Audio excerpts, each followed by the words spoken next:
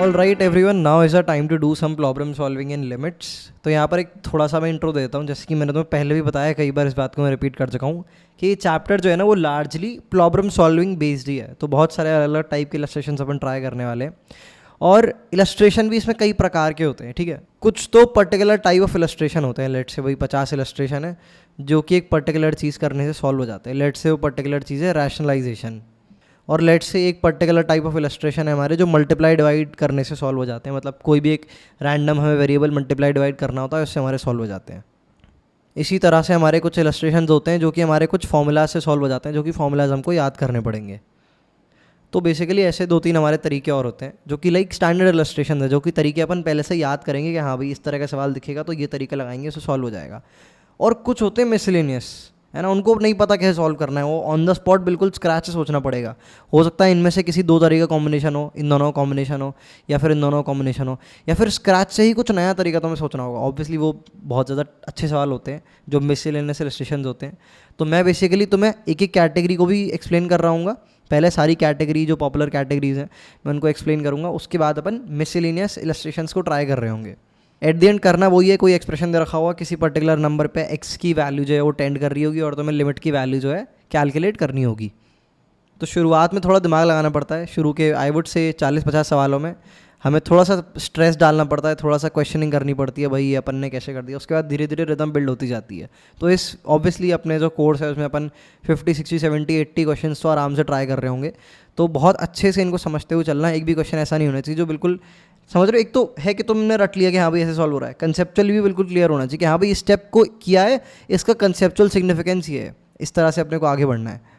तो सबसे पहले मैं तुम्हें कुछ मिसलेनियस इलस्ट्रेशंस दिखाऊंगा जो कि रिलेटिवली अपने आसान है, मतलब मेंस लेवल से भी थोड़े से कम के मान लो, बेस बिल्डिंग के लिए जो होते हैं अपने मिसलेनियस इलस्ट्रेशंस हैं। कोई पर्टिकुलर तरीका नहीं है इनको सॉल्व करने का, लाइक ऐसे कोई स्पेसिफिक तरीका नहीं है जो पढ़ाया जाएगा। आराम से देख के लाइक ऐड वैड करके, सब्ट्रैक्ट ट्रैक करके, कोई ट्रिग्नोमेट्री की प्रॉपर्टी लगा के तुम सॉल्व कर सकते हो। ठीक है, तो सबसे पहला क्वेश्चन है भाई स्क्रीन पे ये, लिमिट x टेंड्स टू 1 और साथ में ये अंदर दे रखा है 2 divided bye 1 minus x square plus का 1 डिवाइडेड बाय x माइनस 1। ठीक है, तो ये मिसलेनियस इलस्ट्रेशन है। पहले ना 4-5 इलस्ट्रेशन सॉल्व करेंगे जिससे थोड़ी रिदम बिल्ड होगी कि हाँ भाई करना क्या है चैप्टर में, थोड़ी सी हवा लगे। उसके बाद I will define some categories. हाँ भाई ये 10 सवाल है, इनको सॉल्व करने का यही तरीका है, सब पे ये अप्लाई करो और प्रैक्टिस करो। तो इस तरह से अपन आगे बढ़ रहे होंगे। तो सबसे पहले भाई ये एक आसान सा सवाल है, x टेंड्स टू 1 है और ये अपने को एक्सप्रेशन दे रखा है। तो वीडियो को पॉज करो, एक बार खुद से दिमाग लगाओ क्या लगता है इसमें क्या करना होगा। तो 5 मिनट दे सकते हो और मुझे कमेंट सेक्शन बताना अगर सॉल्व कर पाते हो तो। ऑल राइट, मैं इसके सोल्यूशन से आगे बढ़ता हूँ।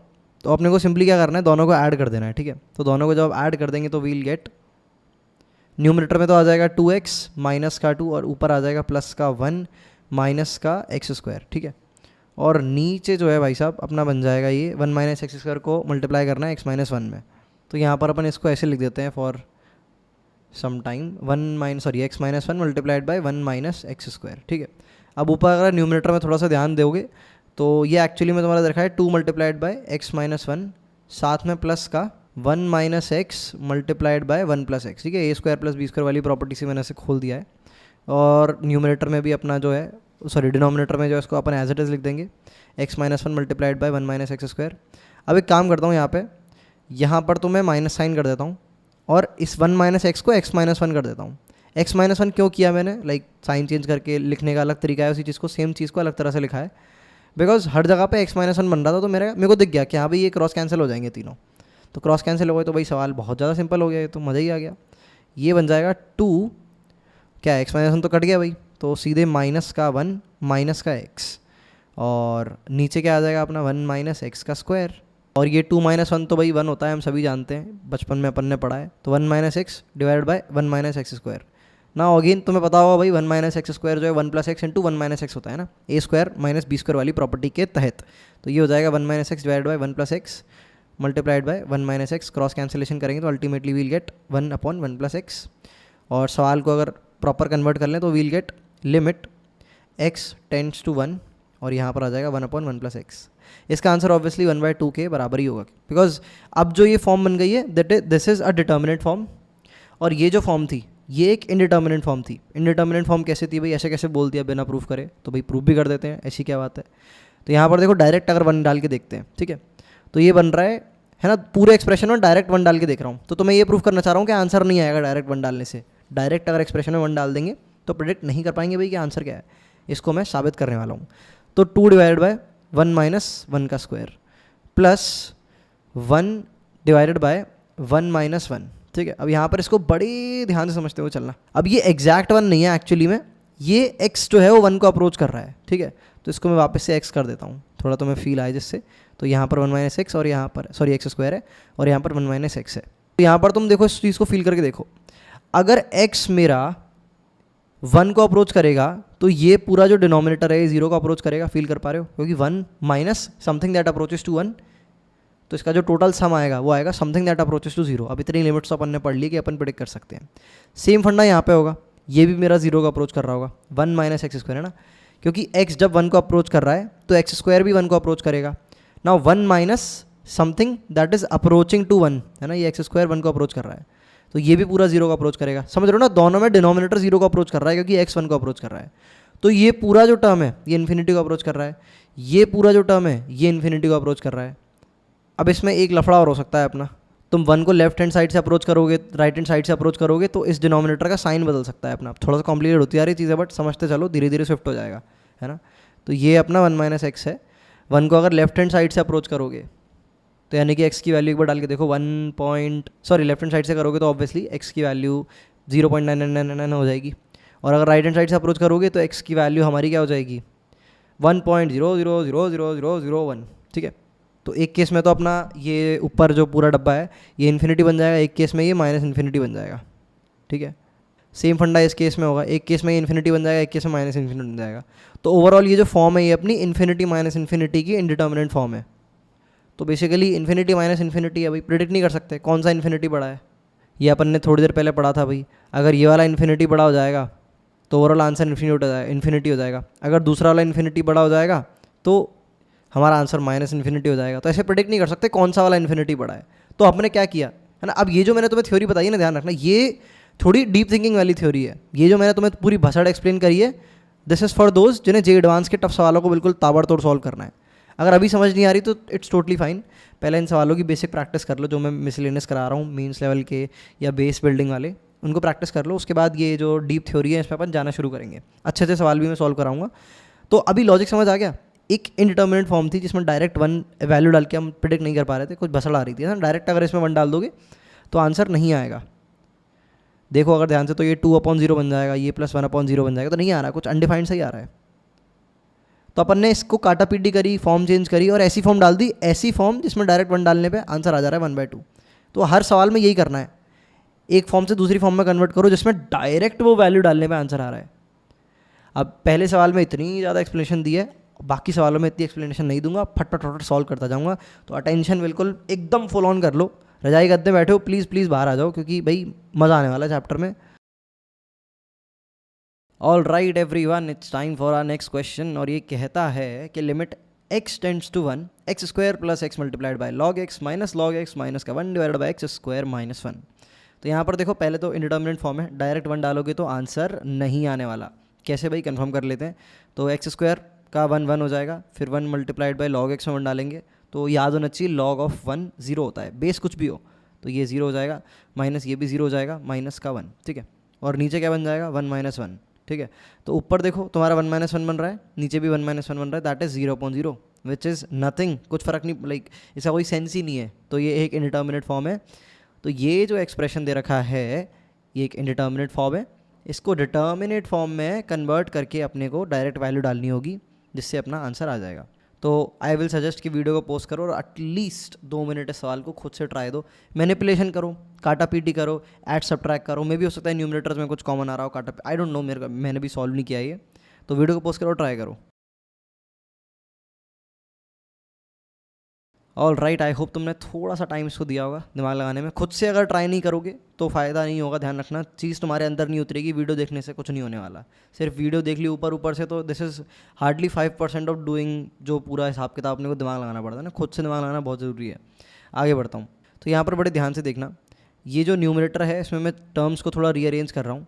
एक्स स्क्वायर माइनस 1 को अलग लिखूँगा, और ये जो मेरा log x log x minus log x है, इसमें से लॉग एक्स मैं कॉमन ले लूँगा, तो ये बन जाएगा लॉग ऑफ एक्स, और ब्रैकेट में मेरा आ जाएगा x माइनस 1, और नीचे मेरा क्या दे रखा है एक्स स्क्वायर माइनस 1 है, तो इसको मैं x minus 1 multiplied by x plus one बोल दूंगा। सेम चीज़ मैं इस वाले ऊपर वाले एक्स स्क्वायर माइनस वन के साथ करूँगा, तो x minus one multiplied by x plus one. अब मैं क्रॉस कैंसिलेशन शुरू करता हूँ, cross cancel cross cancel cross cancel, and ultimately we will get x plus one, साथ में प्लस का लॉग ऑफ हमारा एक्स रह जाएगा और नीचे भी अपना एक्स प्लस वन रह जाएगा। अब ये एक हमारी डिटर्मिनेट फॉर्म बन गई है, एक्स लाइक डायरेक्ट वन डालेंगे तो हमारा आंसर आ जाएगा। तो यहाँ पर बड़े ध्यान से देखना, एक्स की वैल्यू वन डालेंगे तो this will come 2 plus 0 divided by 2 which is equals to 1 हमारा आंसर। बहुत आसान सवाल था, मेंस लेवल भी नहीं था, बेस बिल्डिंग के लिए ध्यान रखना, ठीक है। तो अगेन अपने को समझ आ गया कि हाँ भाई ये ऐसे सवाल बहुत सारे हैं जिसमें न्यूमरेटर डिनोमिनेटर में कुछ कॉमन आता है, काटा पीटी होती है और फॉर्म चेंज हो जाती है, जिसमें डायरेक्ट वैल्यू डाल के हमारी अप्रोचिंग वैल्यू निकल के आ जाती है या फिर आंसर निकल के आ जाता है। अब थोड़े खतरनाक सवाल की तरफ बढ़ते हैं। बहुत सारे स्टूडेंट्स को एक पर्टिकुलर रीज़न की वजह से खतरनाक लगेगा, अभी तुम्हें थोड़ी देर में सवाल की शक्ल देख के पता चल जाएगा। तो चल मारो, सवाल में लिखता हूँ मैं पहले सवाल। तो सवाल की शक्ल देखने में कुछ ऐसी है, एंड जो रीज़न मैं कह रहा था पहले कि क्यों बहुत सारे लोगों को खतरनाक लगेगा, दैट वाज कि इसमें ट्रिग्नोमेट्री इन्वॉल्व हो रही है, और ऐसे बहुत सारे सवाल होते हैं लिमिट्स में जिसमें ट्रिग्नोमेट्री इन्वॉल्व होती है। तो इसका क्या मतलब है, हम ट्रिग्नोमेट्री पहले पढ़ें फिर लिमिट्स पढ़ें? नहीं चल मारो, यहाँ पर हर सवाल में जो जो ट्रिग्नोमेट्री का फॉर्मूला यूज़ हो रहा होगा वो फॉर्मूला मैं तुरंत तुम्हें बताता जाऊँगा, और उस फॉर्मूला को तुरंत तुम याद करके एक अपनी A4 शीट मेंटेन कर लो, दीवार पे चिपका लो या साइड में रख लो अपनी स्टडी टेबल पे। उन फॉर्मूलाज को डेली बेसिस पे रिवाइज करते रहना। And I am telling you, hardly 10 से 12 फॉर्मूलेज हैं, है ना, 10 से 12 भी नहीं है, इनफैक्ट जो सबसे ज़्यादा फ्रिक्वेंटली यूज़ होते हैं वो 5-6 ही हैं। बट टोटल जो इस चैप्टर में ट्रिग्नोमेट्री के फॉर्मूले यूज़ होंगे वो 10-12 से ज़्यादा नहीं होने वाले, ठीक है। तो इस चीज़ को ध्यान रखना, जो भी मैं फॉर्मूला जब किसी सवाल में बता रहा हूँ उसको तुरंत रट लो और आगे बढ़ जाओ, है ना। तो भाई सबसे पहला फॉर्मूला हमारा यहाँ पर यूज़ होने वाला है कॉस ऑफ 2x का। तो यहाँ पर मैं cos ऑफ 2x का फॉर्मूला लिखता हूँ फट से। All right, so this is what it is. cos of 2x जो है हमारा बराबर होता है 2 cos स्क्वायर x माइनस 1 के, या फिर 1 माइनस 2 साइन स्क्वायर x, है ना। दोनों फॉर्मूले सेम ही है। सिंपली क्या है, जो ऊपर वाला अपना फॉर्मूला है, ये जो अपना ऊपर वाला है पिंक पेन से मैं इसे एरो मार्क कर रहा हूँ, इसमें sine square x plus cos square x equal to 1 है ना। तो कॉस स्क्वायर x के टर्म में साइन स्क्वायर x की वैल्यू निकाल लो तो नीचे वाला बन जाएगा। तो दोनों सेम ही है, लिखने का तरीका अलग है, और दोनों अपने को डायरेक्टली याद होने चाहिए, cos 2x के फॉर्मूले होते हैं, ठीक है। अब यहाँ पर डिनोमिनेटर को देखो एक बार, ये जो डिनोमिनेटर है ये देखने में कुछ ऐसा ही लग रहा है बट साइन फ्लिप्ड है ना। ये 2 cos स्क्वायर x माइनस 1 है और वो 1 माइनस 2 cos स्क्वायर x है। तो ऑब्वियसली अब यहाँ पे कह सकते हैं कि ये जो पूरा डिनोमिनेटर है ये अपना दे रखा है minus of cos 2x। I hope this is very very very ultra much clear to you guys. तो ये छोटा सा अपन ने कन्वर्जन कर लिया है, सवाल को अपन अब दोबारा अच्छे से नीचे लिख लेते हैं। Okay, so minus of 1 plus अपना third under root of 10x है और डिवाइडेड बाय कॉस ऑफ अपना 2x है। और लिमिट में बार बार नहीं लिखूंगा, यहाँ पर शुरू में अपनी लिखी हुई है लिमिट x जो है वो 3π/4 को 10 हो रही है अपनी। This is clear to us. अब यहाँ पर एक बड़ी मस्त चीज़ मैं करने वाला हूँ, पहले कर दूंगा फिर उसकी अपन रीजनिंग के बारे में बात करेंगे, कोई कैसे इसको सोच पाता, ठीक है। तो ये जो न्यूमरेटर है अपना, इसमें अगर अपन ध्यान से देखें तो ये 10x की पावर 1/3 है। तो इसको ऐसे लिख लेते हैं 1 प्लस 10 ऑफ x, और इसको ब्रैकेट में अपन बंद करेंगे और इसकी पावर अपन यहाँ पर 1/3 लगा देंगे, और डिनोमिनेटर में cos 2x को अपन एज इट इज़ ही थोड़ी देर के लिए रहने देते हैं। अब देखो बहुत काम की चीज़ करने वाला हूँ इस पर्टिकुलर स्टेप पे, है ना, पिंक पेन से जो मैंने लेबल किया है, एरो लगाए हैं, इस पर्टिकुलर स्टेप पे बड़े ध्यान से फोकस करना। मैं एक पर्टिकुलर एक्सप्रेशन से मल्टीप्लाई डिवाइड करने वाला हूँ, और क्यों करने वाला हूँ ये थोड़ी देर में अभी तुम्हें पता चल जाएगा।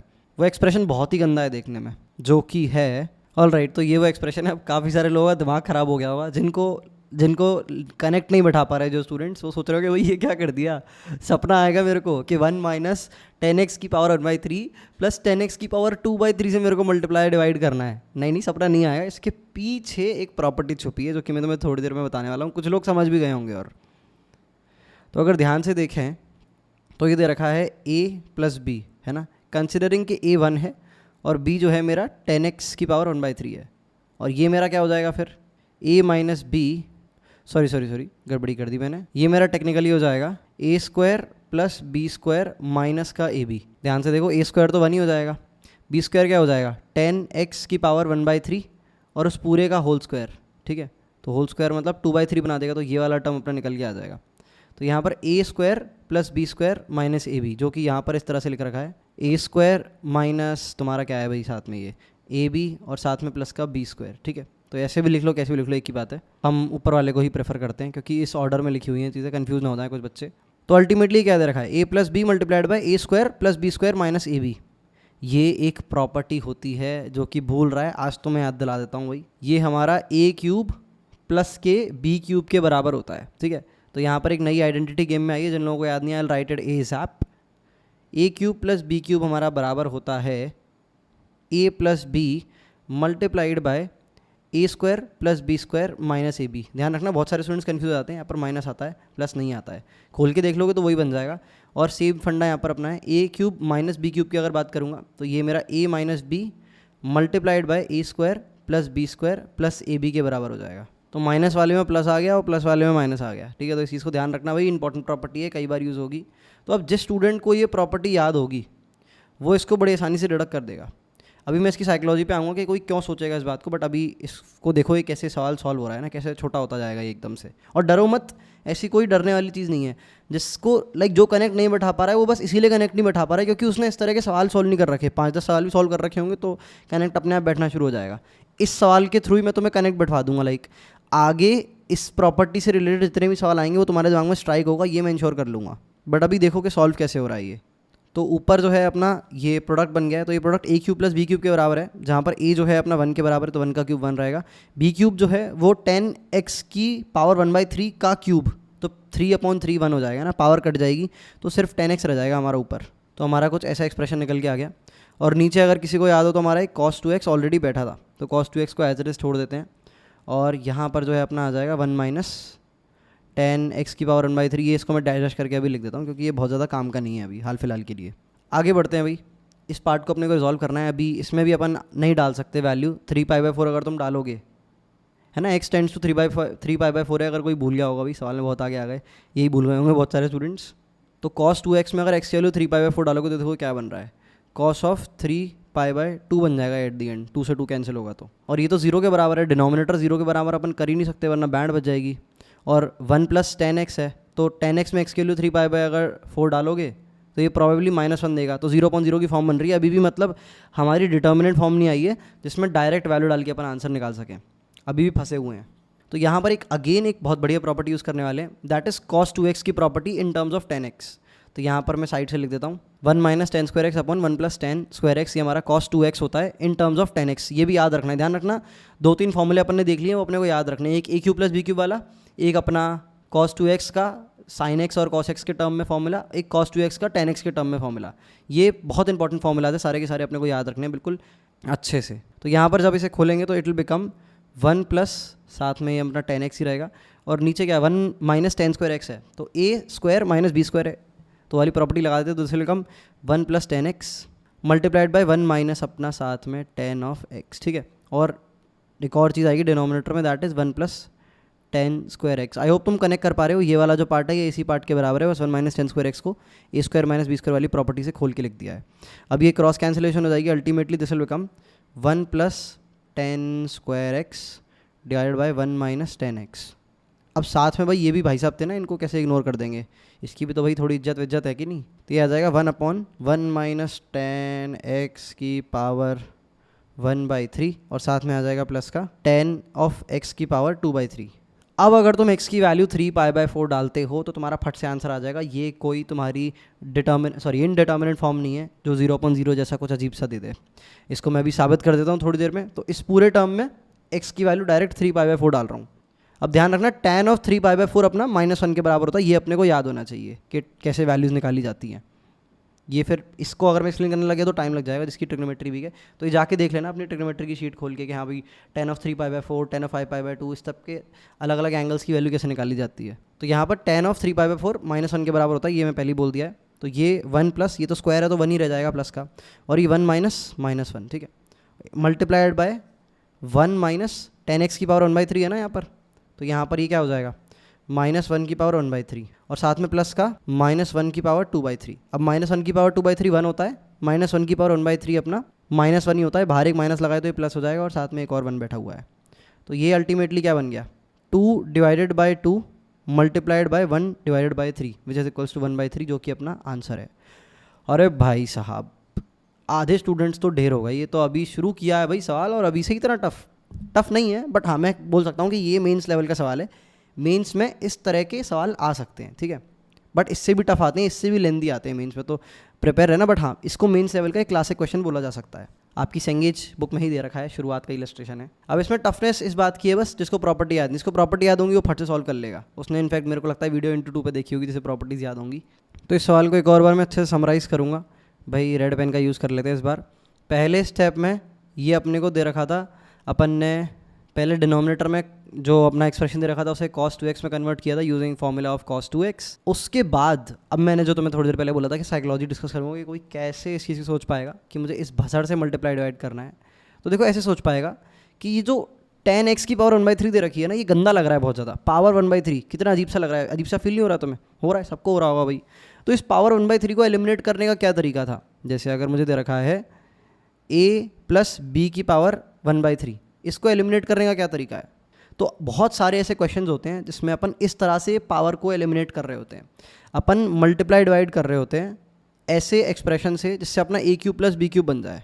आई होप तुम्हें समझ पा रहे हो। तो अगर मैं इसे a प्लस बी मान लेता, इसे a प्लस बी मान लेता और मल्टीप्लाई कर दूँ मैं a square plus B square minus A B से, तो मेरी जो 10x के ऊपर जो 1/3 पावर है वो एलिमिनेट हो जाएगी, है ना। पूरा 10x निकल के आ जाएगा क्योंकि 10x की पावर 1/3 का होल क्यूब हो जाएगा, समझ रहे हो? क्योंकि a क्यूब बन जाएगा ना, b क्यूब बन जाएगा, तो क्यूब बन रहा है तो पावर 1/3 इंटू 3 हो जाएगी। आई होप तुम थोड़ा थोड़ा रिलेट कर पा रहे हो जो मैं बोल रहा हूँ, ऐसे लाइक कान के नीचे से तो नहीं जा रहा कहीं तो ऐसे कोई रिलेट कर पाएगा। और ऐसे बहुत सारे सवालों में होता है जिस तरह लाइक जिनमें अपन ट्रिग्नोमेट्रिक एक्सप्रेशन में अगर 1/3 पावर दे रखी होती है तो अपन इस पर्टिकुलर पल से मल्टीप्लाई डिवाइड करते हैं पावर्स को रिलीज़ करने के लिए, ठीक है। तो इस चीज़ को अच्छे से दिमाग में याद रख लेना। अलग से लिखना चाहो लिख सकते हो, वैसे भी दिमाग में रह जाएगा क्योंकि मैंने इनफ डिस्कशन कर लिया है इस पर। तो ये अपन ने जब मल्टीप्लाई डिवाइड किया तो अपनी ये 10x जो है पावर रिलीज़ हो गई, रिलीज़ हुई एट द कॉस्ट कि हमें ये भसड़ भी मिल गई नीचे। बट वो भसड़ जो है वो दिक्कत नहीं दे रही थी ज़्यादा, क्योंकि उस भसड़ में डायरेक्ट 3/4 डालने पे ऐसा कोई जीरो वीरो नहीं बन रहा था डिनोमिनेटर में, अच्छी भसड़ थी वो। और ये cos 2x का फिर फॉर्मूला यूज़ किया ये 1 प्लस 10x को काटने के लिए, ठीक है। ये काटा पीटी यहाँ पर अपनी हुई, अगर किसी को ध्यान हो तो ये रेड पेन से मैंने इंडिकेट किया, काटा पीटी हुई अपनी। उसके बाद जो है अपन ने डायरेक्ट वैल्यू डाल दी। तो ये पूरा सफ़र था यहाँ से लेके यहाँ तक इनडिटर्मिनेट फॉर्म से डिटर्मिनेट फॉर्म में कन्वर्ट करने का। आई होप मैंने इनफ टाइम दे दिया, आई होप सबको समझ आया होगा। शुरुआत के सालों में थोड़ा ज़्यादा टाइम दूंगा बिकॉज बहुत सारे स्टूडेंट्स होते हैं जो जिनकी ग्रास्पिंग कैपेबिलिटी बहुत ज़्यादा अच्छी नहीं होती है और वो पूरे चैप्टर में ऐसे ही भटकते रहते हैं। This is something that I don't want with my students. इसलिए मैं शुरुआत के क्वेश्चंस पे लाइक कंसेप्चुअल अंडरस्टैंडिंग बिल्ड करने में बहुत ज़्यादा टाइम दे रहा हूँ। बाद में जब स्पीड बढ़ेगी तो भगते जाएंगे, ध्यान रखना। इसीलिए एक भी चीज़ पे, again I am repeating it guys, एक भी पर्टिकुलर पॉइंट पे ग्लिची फील हो रहा है, रुक जाओ, ठीक है, रुक जाओ, सोचना शुरू कर दो। 1 घंटे की वीडियो है, 2 घंटा लग रहा है, 2.5 घंटा लग रहा है, इन रेयर केसेस 3 घंटा भी लग रहा है, it's totally normal.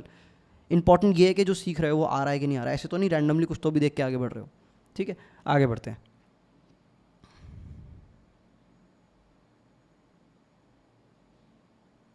All right guys, now is a time to move on to our next question. तो देख सकते हो लिमिट x टेंड्स टू यहाँ पर इन्फिनिटी है, मतलब हाँ सेफ जोन है। जनरली इन्फिनिटी और जीरो वाले सवाल आसान होते हैं बट हर बार ऐसा नहीं होता। ये वाला सवाल थोड़ा ज़्यादा कंसेप्चुअल होने वाला है rather than mathematical deduction based, है ना। पिछले वाले में डिडक्शंस करनी थी, फॉर्मूलाज यूज़ करने थे, यहाँ पर थोड़ा दिमाग ज़्यादा चलाना पड़ेगा, समझ रहे हो, हाथ से ज़्यादा। तो log ऑफ x दे रखा है ऊपर, बेस तुम e मान लो, चलो ln x कर लो, और नीचे तुम्हारा दे रखा है x और तुम्हें अब इसकी वैल्यू फाइंड कर रही है।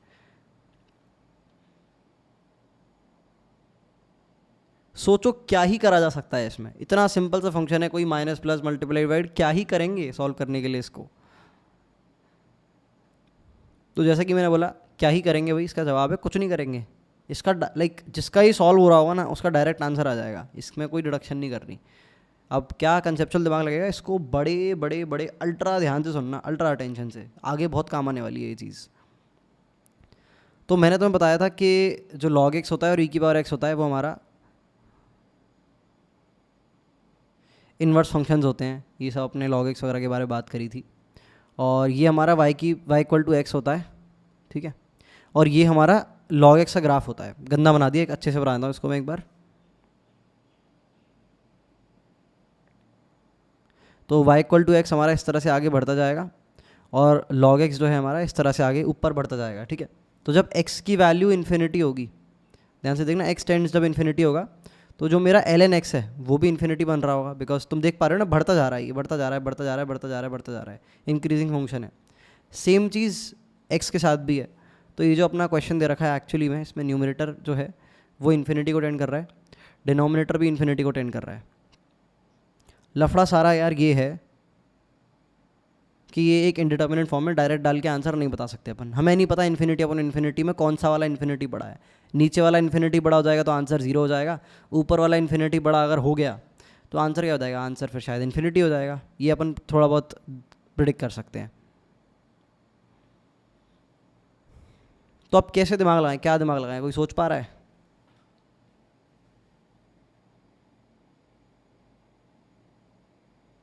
तो मैं पहले इसका आंसर बताता हूँ तुम्हें, ठीक है। इसका आंसर है 0। अब इसकी रीजनिंग पर अपन आते हैं। देखो log x भी बढ़ रहा है, y बराबर x भी बढ़ रहा है, पर y बराबर x जो है उसकी जो बढ़ने की रेट है ना, वो बहुत ज़्यादा तेज़ है log x की रेट से। I will write it for you guys. तो यहाँ पर मैंने लिख दिया है the rate at which x increases is way more than rate at which ln x increases. ये अपन ग्राफ में भी क्लियरली देख सकते हैं। लाइक किसी भी एक पर्टिकुलर पॉइंट पे अगर तुम चेक करो x की वैल्यू अगर अपन a पे चेक करें तो y बराबर x बड़ा है ln x से हमारा, ठीक है। या फिर बोलूँ कि y बराबर a बड़ा है y बराबर ln a से, और इसको तुम ऊपर लेते जाओ और ऊपर लेते जाओ तो इन दोनों के बीच का डिफरेंस बढ़ता जाएगा, ठीक है। डिफरेंस बढ़ता ही जा रहा है, और जब तुम x की वैल्यू तुम इन्फिनिटी पहुंच जाओगे, तो मैं इसको एक बार छोटा करता हूँ, विजुलाइज कराता हूँ तुम्हें। तो ये y बराबर x है तो ऐसे पहुंच जाएगा, और ये जो ln x है ये धीरे धीरे धीरे ऐसे बढ़ता जाएगा, बढ़ता जाएगा, बढ़ता जाएगा, बढ़ता जाएगा, बढ़ता जाएगा, बढ़ता जाएगा, बढ़ता जाएगा, बढ़ता जाएगा, बढ़ता जाएगा, बढ़ता जाएगा। ओके, तो देख रहे हो इनके बीच का जो डिफरेंस है, इनके बीच का डिफरेंस बढ़ता जाएगा। अब बहुत सारे स्टूडेंट सोचेंगे कि यार मेरे को ऐसे ग्राफ थोड़ी रटे हुए हैं इन दोनों के कि क्रॉस व्रॉस नहीं करते। तो इसके लिए थोड़ी देर के लिए अभी के टाइम पे तुम डेस्मॉस का यूज़ कर सकते हो ना। डेस्मॉस नाम की एप्लीकेशन होती है, उस पर तुम ऑनलाइन जाना, डेस्मॉस ग्राफ प्लॉटर डालना, उसमें y बराबर x डालना, y बराबर ln x डालना, और देखना कि इनके ग्राफ में इनके जो बीच का डिस्टेंस है ये बढ़ता जा रहा है। इसका रीज़न क्या है, ये मैंने पिंक कलर से लिखा हुआ है अभी। क्या लिखा है भाई, कि x के बढ़ने की जो रेट है वो ln x के बढ़ने की रेट से बहुत बहुत ज़्यादा है। ऐसा मैंने क्यों बोला, ये अपन AOD चैप्टर में अच्छे से पढ़ेंगे, बट इन लोगों ने लिमिट्स में इस सवाल को दे रखा है। Thanks to our Cengage book, AOD के पहले लिमिट्स में एक ऐसा सवाल दे दिया जिसमें AOD यूज़ हो रही है। बट कह सकते हैं कि जो dy/dx का कॉन्सेप्ट होता है वो इसमें यूज़ हो रहा है, जो कि अपने को फंडामेंटल ऑफ मैथ में पढ़ाया जाता है, पर अच्छे से नहीं पढ़ाया जाता। बट कोर में इस चीज़ को अपन AOD में समझ रहे होंगे तो थोड़ा चिल पिल कर सकते हो। अगर स्टिल स्ट्रेस्ड आउट फील कर रहे हो कि भाई समझना है मेरे को, तो भाई मेरे को तो समझना है, अभी समझना है, तो मैंने एक वीडियो भी बना रखी है द मिस्ट्री ऑफ dy/dx करके, तो लिंक डिस्क्रिप्शन में डाल दूंगा, उसको देख सकते हो। आधे घंटे की 2 वीडियोज़ हैं, ऐसे लाइक कंसेप्ट क्रिस्टल क्लियर होंगे कैलकुलस के कि तुम्हें मज़ा ही आ जाना है, फॉर श्योर मज़ा आ जाना है। हर बंदा जो इस वीडियो को देखता है उसे मज़ा आ जाता है, तो you can definitely give it a try अगर तुम्हारे पास टाइम है तो, लिंक डिस्क्रिप्शन में है। बट अगर स्टिल कोई थोड़ा सा आइडिया लेना चाहता है तो मैं थोड़ा सा आइडिया दूंगा जो AOD चैप्टर में अपन पढ़ने वाले हैं। तो जो y बराबर log x होता है वो एक फंक्शन है, ध्यान से देखना इसे। अरे यार हाँ भाई, तो y बराबर log x एक फंक्शन है। इसका जो dy/dx है वो क्या होगा अपना, इसका जो dy/dx है वो होगा 1/x। तो dy/dx एक्चुअली में बता रहा होता है कि जो ओरिजिनल फंक्शन है ये कितनी तेज़ी से बढ़ेगा, है ना। इस ओरिजिनल फंक्शन का y कोऑर्डिनेट किसी पर्टिकुलर x पे कितनी तेज़ी से बढ़ेगा, और जो हमारा y बराबर x है वो भी एक फंक्शन है।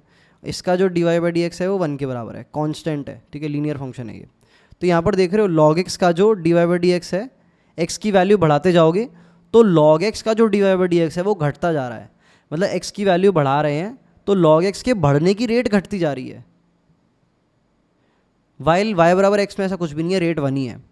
तो जब हम इन्फिनिटी पे पहुँच जाएंगे तो जो log x है उसके बढ़ने की रेट बहुत अल्ट्रा कम हो जाएगी, और इस भाई की 1 ही रहेगी, ठीक है।